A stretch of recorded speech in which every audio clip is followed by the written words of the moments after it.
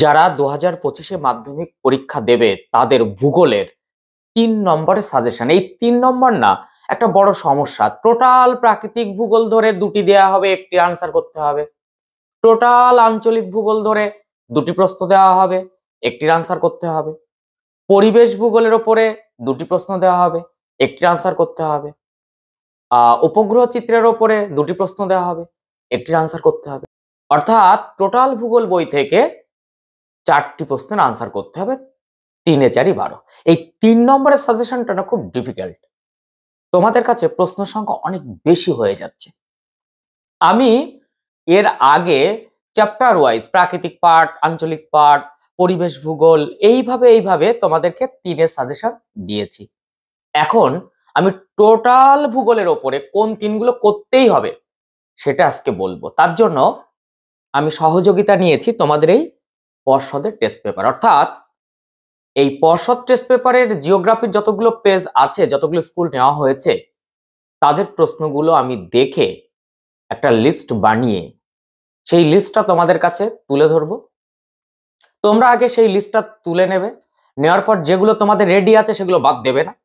তারপর আমার কাছ থেকে জেনে নেবে, আমি শেষে বলবো যে কোন প্রশ্নগুলো করতেই হবে, একদম ছাড়া যাবে না। তার সংখ্যাটা কত কমানো যায় সেইটা আমি তোমাদের আজকে এই ভিডিওতে বলবো। তাই প্রথম থেকে শেষ পর্যন্ত খুব ভালোভাবে মনোযোগ দিয়ে দেখো, এবং এটা যদি টোটালটা না দেখো তাহলে তুমি বুঝতে পারবে না যে কোন প্রশ্ন। তোমার কাছে একটা বড় লিস্ট মনে হবে, না লিস্ট নয়, একটা প্ল্যান পরিকল্পনাতে যদি এগিয়ে যাওয়া যায় তাহলে তুমি বুঝতে পারবে কত সহজেই অল্প কিছু প্রশ্ন করলেই কিন্তু তোমার 100% কমন থাকবে। যারা নতুন তারা অবশ্যই চ্যানেলটি সাবস্ক্রাইব করে পাশে থাকা বেল আইকনটি প্রেস করে রাখো। এই রকম তথ্য সমৃদ্ধ ভিডিও পেতে ভীষণ সুবিধা হবে। আর বন্ধুদের কাছে একটু শেয়ার করে দাও, বন্ধুরা উপকৃত হোক না। সেই সঙ্গে অবশ্যই কিন্তু লাইক দিতে ভুল করবে না। কোনো প্রশ্ন যদি থাকে তাহলে অবশ্যই আমাকে কিন্তু তোমরা লিখতে পারো, কমেন্ট করতে পারো বা হোয়াটসঅ্যাপ করতে পারো। চলো সরাসরি চলে যাই, ভিডিওগ্রাফির মাধ্যমে আমি তোমাদের দেখাই যাতে তোমাদের লিখে নিতে খুব সুবিধা হয়। দেখো তোমাদের যে বিভাগ ঘ, আমি 2024 সালের প্রশ্ন দিয়ে দেখাচ্ছি। বিভাগ ঘ 4 দাগ, সেখানে 3 এ 4 12। এই প্রশ্নগুলো ঠিক কিভাবে হয়? 4.1 প্রাকৃতিক ভূগোল, 2টি প্রশ্ন দেওয়া হয়, একটির আনসার করতে হয়। তবে এখানে তোমাদের বলে দিই, প্রথম প্রশ্নটি প্রথম অধ্যায় থেকেই হয়, প্রত্যেক বছর প্রথম অধ্যায় থেকেই হচ্ছে। আর এই দ্বিতীয় প্রশ্নটি বেশিরভাগ ক্ষেত্রে দ্বিতীয় অধ্যায়, কখনো কখনো কোনো বছর তৃতীয় অধ্যায়, অর্থাৎ প্রাকৃতিক ভূগোলের শেষ অধ্যায় বায়ুমণ্ডল। তবে মাথায় রাখো প্রথম অধ্যায় থেকে, অর্থাৎ বহির্জাত প্রক্রিয়া ও তাদের দ্বারা সৃষ্ট ভূমিরূপ, তার প্রথম প্রশ্নটি, আর অথবাটি দ্বিতীয় অধ্যায় অর্থাৎ বায়ুমণ্ডল থেকে বেশি আসার চান্সেস থাকে, কখনো কখনো তৃতীয় অধ্যায়। এরপর 4.2, এই 4.2 হচ্ছে পরিবেশ ভূগোল, অর্থাৎ তোমাদের বর্জ্য ব্যবস্থাপনা। সেখানে 2টি প্রশ্ন দেওয়া হয়, একটির আনসার করতে হয়। আগের বার কি এসেছিল? জৈব ভঙ্গুর ও জৈব অভঙ্গুর বর্জ্যের পার্থক্য, এটা বাদ দেবে। পরিবেশের ওপর বর্জ্যের 3টি প্রভাব সংক্ষেপে আলোচনা করো, বাদ দিয়ে দেবে। এরপর দেখো 4.3, এই 4.3 আঞ্চলিক ভূগোল। এইটা প্রথম প্রশ্নটা হবে প্রাকৃতিক পাঠ থেকে, পরেরটি হবে অর্থনৈতিক পাঠ থেকে, যে কোনো একটি আনসার করতে হবে। এসেছিল কি মৃত্তিকা সংরক্ষণের যে কোনো 3টি পদ্ধতি উল্লেখ করো, অথবা ভারতীয় কৃষির মুখ্য 3টি সমস্যা আলোচনা করো। এই 2টি বাদ দিয়ে দেবে। তারপরে দেখো 4.4, এটি হচ্ছে তোমাদের ওই উপগ্রহ চিত্র। সেখানে কি প্রশ্ন এসেছিল? 2টি প্রশ্ন হবে, একটি আনসার করতে হবে। ভূবৈচিত্র্য সূচক মানচিত্র ও উপগ্রহ চিত্রের 3টি পার্থক্য উল্লেখ করে, এটি বাদ দেবে। আর ভূবৈচিত্র্য সূচক মানচিত্রে ব্যবহৃত বিভিন্ন ধরনের স্কেল উল্লেখ করো, এটি বাদ দেবে। তাহলে 4.1 অর্থাৎ প্রাকৃতিক ভূগোলের কোন 2টি এসেছিল দেখালাম, আমি আরেকবার তবু বলে দিচ্ছি। এই 2টি এসেছিল, দেখো এই 2টি প্রাকৃতিক ভূগোলের এই 2টি এসেছিল। একটা হচ্ছে হিমরেখার উচ্চতা সর্বত্র এবং সব ঋতুতে সমান হয় না কেন, এর অথবা এসেছিল ঘূর্ণবাত ও প্রতি ঘূর্ণবাতের পার্থক্য লেখো। তাহলে এই প্রশ্নগুলো বাদ দিতে হবে। দেখি আমরা পর্ষদ টেস্ট পেপারে প্রাকৃতিক ভূগোল থেকে কোন প্রশ্নগুলো বারবার দেওয়া হয়েছে এবং তুমি কোনগুলো করবে। আমি প্রথমে প্রাকৃতিক বলবো, তারপর পরিবেশ বলবো অর্থাৎ বর্জ্য ব্যবস্থাপনা, তারপর আঞ্চলিক বলবো, তারপরে গিয়ে উপগ্রহ চিত্র বলবো। ওকে, প্রথমে আমি প্রাকৃতিক ভূগোলে চলে আসলাম। এই প্রাকৃতিক ভূগোলে উষ্ণ মরু অঞ্চলে বায়ুর কার্যের প্রাধান্য লাভের কারণ ব্যাখ্যা করো। 1 2 3 4 বার এসেছে। অনুদৈর্ঘ্য ও তির্যক বালিয়াড়ির পার্থক্য একবার এসেছে। এই প্রশ্নগুলো কখনো পর্ষদ টেস্ট পেপার এবার টাচ করেনি। কোন প্রশ্নগুলো সেগুলো তোমরা একটু দেখে নাও। দেখতে পাচ্ছ? দেখে নাও, আমি আর এগুলো বলছি না। এরপর চলে যাব নদীর মোহনায় বদ্বীপ সৃষ্টির ভৌগোলিক কারণ বা অনুকূল পরিবেশ উল্লেখ করো। একাধিকবার 1 2 3 4 5 6 7 বার এসেছে। তাছাড়া এই প্রশ্নগুলো আর আসেনি। এরপরে এসেছে জলপ্রপাত ক্রমশ উৎসের দিকে সরে যায় কেন। এই প্রশ্নগুলো প্রথম অধ্যায় থেকে এসেছে। আমি এখান থেকে তোমাদের প্রথম অধ্যায়ের একদম ক্লিন করে দিচ্ছি যে এই প্রশ্নগুলো কোনো রকম ছাড়ার চেষ্টা করো না। আমি সেগুলোকে সবুজ কালি দেই যে এই প্রশ্নগুলো তুমি একদম ছাড়বে না। 1 নম্বরে নদীর মোহনায় বদ্বীপ সৃষ্টির অনুকূল ভৌগোলিক কারণ বা বদ্বীপ গঠনের অনুকূল ভৌগোলিক পরিবেশ ব্যাখ্যা করো। এটা 1 নম্বরে রাখছি, কখনো ছাড়বে না, ছাড়বে না, ছাড়বে না। দ্বিতীয় প্রশ্ন, মরু অঞ্চলে বা উষ্ণ মরু অঞ্চলে বায়ুর কার্যের প্রাধান্য লাভের কারণ ব্যাখ্যা করো, 2টি। এরপর করবে আমার মত অনুযায়ী এই চ্যাপ্টারের সব থেকে ইম্পর্টেন্ট এবছরে আমার মনে হয়েছে গিরিখাত ও ক্যানিয়নের পার্থক্য, যদিও পর্ষদ নির্দেশিত টেস্ট পেপারে দেয়নি। তারপরে পরেরটি করবে ইয়ারদ্যাং ও জিওগানের পার্থক্য। এখানে পরেরটি করবে, আমি একটু ওপরের দিকে যাচ্ছি, দেখো নদীর মোহনায় বদ্বীপ কেন গড়ে ওঠে তার ব্যাখ্যা করো, এটি তুমি করবে। এরপর তোমাকে আমি বলবো অনুদৈর্ঘ্য ও তির্যক বালিয়াড়ির পার্থক্য লেখো। তাহলে 1 2 3 4 5 6টি প্রশ্ন আমি হাইলাইট করলাম। এছাড়া তুমি প্রশ্নগুলো আরো দেখে নাও, সব প্রশ্নগুলোই করবে। আমি ওখানে 10টার মতন প্রশ্ন রেখেছি প্রথম অধ্যায়ের, সব প্রশ্নগুলোই করবে, তবে এই সবুজ কালিগুলো বেশি করে করবে। এটা আমার তরফ থেকে একদম পর্ষদ টেস্ট পেপার ঘেটে লাস্ট মুহূর্তের এই সাজেশন আমি রেডি করলাম। এবার যাব দ্বিতীয় অধ্যায়। দ্বিতীয় অধ্যায় দেখি কোন প্রশ্নগুলো বারবার করে এসেছে। এখানে এই প্রশ্নটি দেখলাম অনেকবার এসেছে, 3 বার। আর ট্রপোস্ফিয়ারে উচ্চতা বৃদ্ধির সঙ্গে সঙ্গে উষ্ণতা হ্রাস পায় কেন। এখানে এসেছে অ্যানাবেটিক ও ক্যাটাবেটিক বায়ুর পার্থক্য লেখো। এখানে এসেছে ওজোনকে রক্ষা করার 3টি উপায় লেখো।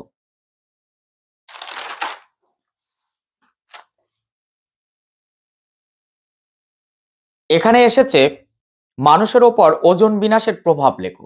এখানে এসেছে আপেক্ষিক ও চরম আর্দ্রতার পার্থক্য লেখো। এখানে এসেছে আয়ন বায়ু ও পশ্চিমা বায়ুর পার্থক্য লেখো। আমি এখানে বলবো তুমি এই প্রশ্নটি সবার আগে, আপেক্ষিক ও চরম আর্দ্রতার পার্থক্য ভীষণ ভাবে এই প্রশ্নটি করতে হবে। এটি হচ্ছে প্রথম আমি সবুজ কালি দিলাম।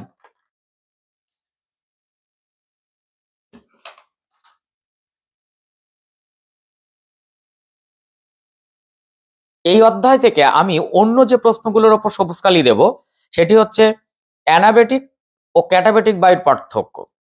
আমি এখান থেকে তোমাদের দিতে চাইব ট্রপোস্ফিয়ারে উচ্চতা বৃদ্ধির সঙ্গে সঙ্গে উষ্ণতা হ্রাস পায় কেন, সমুদ্র বায়ু ও স্থলবায়ুর মধ্যে পার্থক্য লেখো, ওজোন স্তরকে রক্ষা করার 3টি উপায় লেখো। এটি না করলেও চলবে। এই যে আপেক্ষিক ও চরম আর্দ্রতা ওপাশে তো দিয়ে দিয়েছি, বা নিরপেক্ষ আর্দ্রতা। আর ওজোন স্তরের গুরুত্ব লেখো।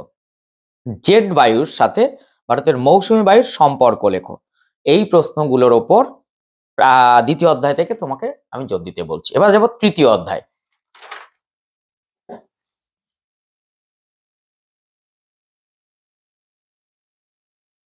দেখো তৃতীয় অধ্যায়ের এই প্রশ্নটা মরা ও ভরা জোয়ারের পার্থক্য, এটি ছাড়া আর তেমন কিছু আসেনি, তবে আমি এখানে কয়েকটা বলবো তুমি করবে। সেটা হচ্ছে এই যে মরা জোয়ার আর ভরা জোয়ারের পার্থক্য, নিউফাউন্ডল্যান্ড উপকূলে মগ্নচড়া সৃষ্টির কারণ, নিউফাউন্ডল্যান্ড উপকূলে সারা বছর কুয়াশাচ্ছন্ন থাকে কেন, এখান থেকে মুখ্য ও গৌণ জোয়ারের পার্থক্য, এখান থেকে পেরিজি অ্যাপোজিট পার্থক্য এগুলো ছাড়বে না। এবার আমরা যাব আঞ্চলিক ভূগোলে। আঞ্চলিক ভূগোলের প্রথমে আমি প্রাকৃতিক পাটে আসছি। এই প্রাকৃতিক পাটে দেখতে পাচ্ছি এই প্রশ্নগুলোর মধ্যে পূর্বঘাট ও পশ্চিমঘাট পর্বতমালার পার্থক্য 3বার এসেছে। ভারতের পশ্চিম বাহিনী নদীর মোহনায় বদ্বীপ গড়ে ওঠেনি কেন? 1বার এসেছে। এখান থেকে আর তেমন প্রশ্ন দেয়নি। এখান থেকে দিয়েছে এই প্রশ্নটি, ডেকান ট্রাপ অঞ্চলে কৃষ্ণ মৃত্তিকা দেখা যায় কেন? এছাড়া এসেছে এই অধ্যায় মানে এই প্রাকৃতিক পাঠ থেকে তামিলনাড়ু উপকূলে বছরে 2বার বর্ষাকাল হয় কেন? অরণ্য সংরক্ষণের 3টি উপায়, যদিও অরণ্য সংরক্ষণের উপায় তোমার করতে হবে না, ওই 2024-এ এসে গিয়েছিল বলে মনে হয়, তুমি একবার মিলিয়ে নাও। তবে আমি দেখে এবার বলে দিচ্ছি, অরণ্য না, মৃত্তিকা সংরক্ষণের 3টি উপায় এসেছিল, তার মানে তোমাকে অরণ্য সংরক্ষণের উপায় করতে হচ্ছে। এরপর বৃষ্টির জল সংরক্ষণে তামিলনাড়ুর অগ্রণী ভূমিকা আলোচনা করো। মৃত্তিকা ক্ষয়ের কারণ এসেছে ওখানে, সেই জায়গা থেকে আমি বলবো তুমি মৃত্তিকা সংরক্ষণের 3টি উপায় শুধু বাদ দেবে এর মধ্যে যদি থাকে। তাছাড়া তোমাকে আমি হাইলাইট করছি যে এই প্রশ্নগুলো কখনো বাদ দেওয়ার চেষ্টা করো না প্রাকৃতিক পাঠে। আমি প্রথমেই যে প্রশ্নটির বলবো সেটি হচ্ছে ভারতের পশ্চিম বাহিনী নদীর মোহনায় বদ্বীপ গড়ে ওঠেনি কেন? পূর্বঘাট ও পশ্চিমঘাটের পার্থক্য লেখো।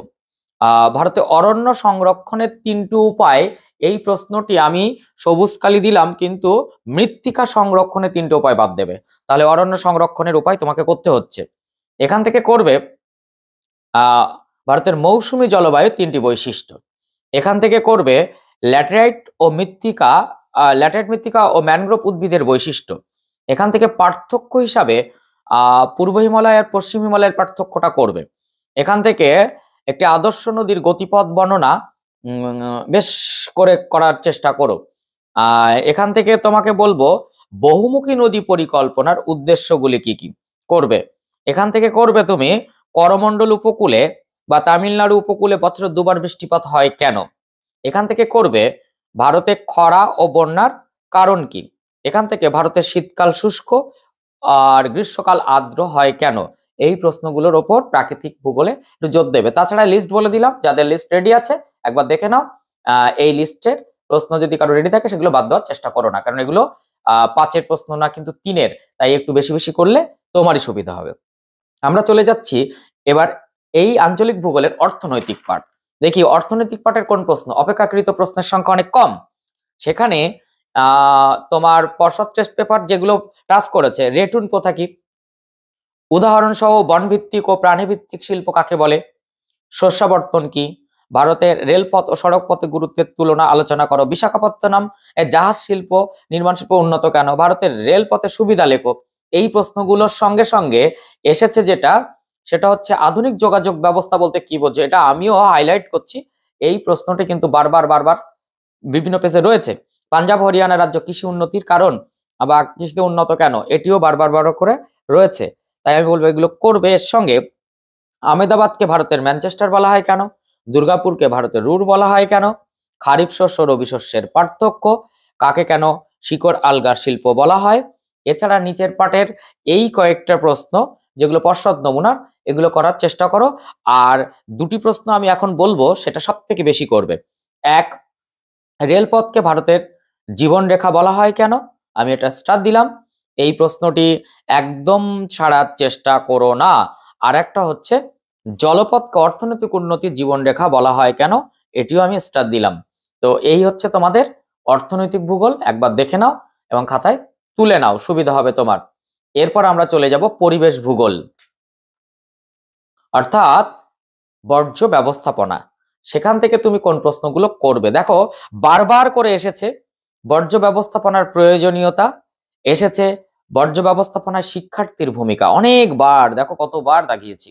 আরেকটা এসেছে বর্জ্য ব্যবস্থাপনায় 3R বা 4R এর ভূমিকা, কতবার এসেছে দেখো।